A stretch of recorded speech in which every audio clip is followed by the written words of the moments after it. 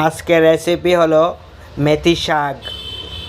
শাক কাইটার এটা পুরো রেডি করে লাইছি। এবার আলুটিরে বাড়ি দিয়ে কাটলাম, করার মধ্যে তেল দিয়ে দিছি, তেলের মধ্যে আলু দিয়ে দিছি, আলু টালু বাল্লা করে একদম বেজালাম, একদম কড়া কড়া করে।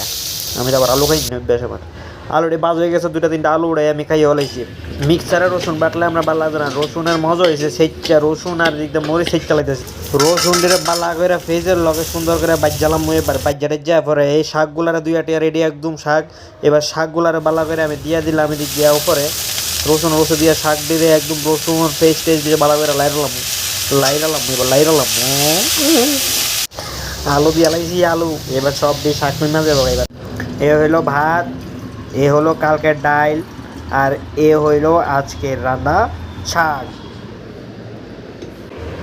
বাটিরও সুন্দর করে মাইক করলাম। এবার মাইকে একটা গরস লইয়া, গরসটা মুখে একদম আম করে সেই স্বাদ হয়েছে। কিতা মানে কোনো মতো ভাষা নাই, ভাসিয়ে ফেলেছিলাম আমি। কিতা কইতাম তোর সাথে লগে দেখছো নি? আবার কিতা এটা লগ হয়েছে কাঁচামরিচ, কদ্দুর একটা গরস লইয়ে সেরা প্রথম গরসটা মুখে দেবো, তারপরে কাঁচামরিচটা লইয়ে সেরা কাঁচামরিচটা যখন কামড় দেবো, তখন মানে জীবনে আর কিচ্ছু লাগে না, সেই স্বাদ।